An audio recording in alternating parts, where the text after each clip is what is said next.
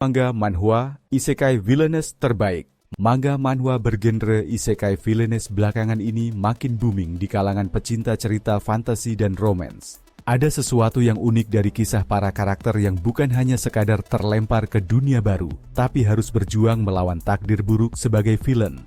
Kalau biasanya tokoh utama di isekai jadi pahlawan dengan kekuatan super, kali ini mereka malah dapat nasib sebagai karakter antagonis. Dari sinilah cerita-cerita penuh strategi, drama, dan kadang romantisisme yang manis, tapi pahit bermula. Menariknya, banyak dari kisah ini mengambil setting game otome, lengkap dengan para pangeran tampan dan skenario doom ending yang harus dihindari. Tren ini nggak hanya terjadi di manga Jepang saja, tapi juga di manhwa Korea, yang belakangan semakin inovatif dalam membangun karakter villainous yang kuat. Mulai dari karakter yang penuh siasat hingga mereka yang tulus ingin mengubah jalan hidupnya. Setiap cerita punya bumbu unik yang bikin kamu susah move on setelah membaca. Kalau kamu memang sedang mencari yang berbeda, beberapa rekomendasi di bawah ini bisa kamu pertimbangkan. Buat kamu yang baru nyemplung ke genre ini atau lagi cari rekomendasi baru, yuk simak deretan manga manhwa isekai villainous terbaik yang dijamin ceritanya selalu sukses menggaet hati pembaca. Yang pertama, Villains Are Destined to Die. Kalau ngomongin soal isekai villainous, Villains Are Destined to Die bisa dibilang ratunya. Ceritanya tentang Cha Sion yang tiba-tiba masuk ke dalam otome game populer Daughter of the Duke, Love Project sebagai Penelope Eckhart, si villainous yang penuh dengan kisah tragis. Masalahnya, dia berada di mode hard, di mana satu kesalahan kecil saja bisa membuat Penelope mati. Satu-satunya jalan keluar adalah mendapatkan cinta dari salah satu karakter utama. Namun, ini nggak gampang, karena Penelope sudah punya reputasi buruk. Selain itu, ada twist menarik lainnya. Sebenarnya si protagonis game justru villain sesungguhnya.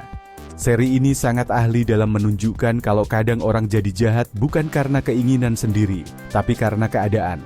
Dengan visual yang memanjakan mata dan tensi hubungan enemies to lovers yang terasa menggoda, wajar kalau seri ini langsung meledak popularitasnya.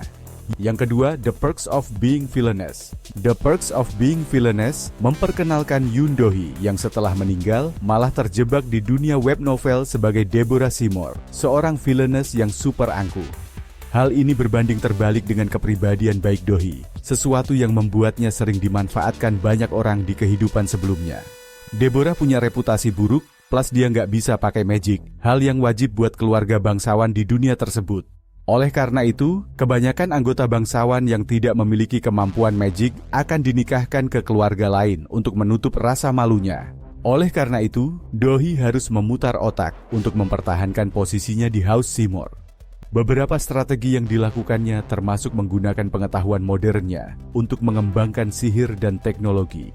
Bahkan, dia sukses membuka kafe ala Starbucks di dunia tersebut.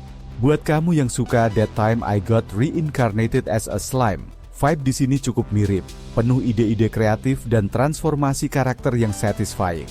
Yang ketiga, Though I May Be a Villainous, I'll Show You I Can Obtain Happiness. Berbeda dengan cerita isekai biasa yang panjang, manga ini adalah kumpulan cerita pendek, alias antologi. Setiap cerita di Though I May Be a Villainous, I'll Show You I Can Obtain Happiness menyajikan kisah villainous yang menolak takdir buruknya dan mengejar kebahagiaan. Ada banyak variasi di sini, mulai dari kisah ringan yang penuh komedi hingga cerita emosional yang menusuk hati. Misalnya, ada villainous yang dengan berani menertawakan para musuhnya saat dijatuhkan. Atau ada pula yang malah menemukan cinta dari pangeran tetangga setelah ditolak mentah-mentah. Yang keempat, I'll Become a Villainous That Will Go Down in History. Kalau biasanya villainous berusaha keluar dari takdir jahatnya, Alicia di I'll Become a Villainous That Will Go Down in History malah mengembrace perannya sepenuh hati. Dia bahkan bercita-cita jadi villainous paling terkenal sepanjang sejarah. Uniknya, fokus cerita ini lebih ke intrik politik daripada romance seperti judul-judul pada umumnya. Dengan pendekatan yang lebih serius ini, kisah Alicia terasa fresh di tengah banyaknya manga bertema otome game. Sebegitu populernya, manga ini bahkan mendapatkan diadaptasi menjadi anime yang tayang pada musim gugur 2024. Yang kelima, Villainous Level 99, I May Be the Hidden Boss, But I'm Not the Demon Lord. Yumiella Dolkness sebenarnya cuma mau hidup damai setelah sadar kalau dirinya adalah villainous di sebuah otome RPG. Namun, masalah datang karena dia diam-diam sudah level 99 saat masuk akademi, membuat semua orang mengira dia adalah Demon Lord. Manga Villainous level 99.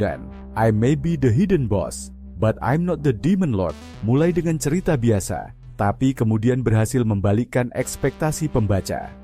Yumiella punya kepribadian yang super stoik, beda dari karakter Villainous pada umumnya yang biasanya lebih dramatis. Dengan jalan cerita yang penuh twist cerdas, Villainous level 99 cepat membangun fanbase setianya. Seperti I'll Become a Villainous That Will Go Down in History, seri ini juga mendapatkan adaptasi anime pada tahun 2024. Yang keenam, The Most Heretical Last Boss Queen. Kisah Pride di The Most Heretical Last Boss Queen cukup berbeda dibandingkan kebanyakan isekai villainess lain. Di game aslinya, Pride adalah tiran kejam. Tapi setelah direinkarnasi oleh gadis Jepang, dia berusaha membalikkan nasibnya dan menjadi ratu yang baik. Sayangnya, dunia game terus berusaha membetulkan timeline, sehingga Pride harus berjuang keras mempertahankan perubahan yang ia buat. Perlu dicatat bahwa romance dan harem hampir nggak ada di sini, karena fokus utama cerita adalah tentang pertumbuhan karakter dan world building yang solid. Yang ketujuh, A Former Assassin Was Reborn as a Blue-Blooded Daughter. Serena Violet mungkin lahir kembali sebagai bangsawan, tapi trauma masa lalunya sebagai pembunuh tetap membayanginya. Di dunia barunya, dia harus menghadapi keluarga yang tidak sepenuhnya menerimanya, terutama setelah insiden kecil dengan seekor anjing membuat dirinya dianggap monster. Serena akhirnya malah kembali ke dunia spionase dan pembunuhan, kali ini dengan caranya sendiri. Cerita A Former Assassin Was Reborn as a Blue-Blooded Daughter punya tone yang lebih gelap dan emosional dibandingkan kebanyakan manhwa villainous lainnya. Semua judul di atas dijamin layak banget buat masuk reading listmu.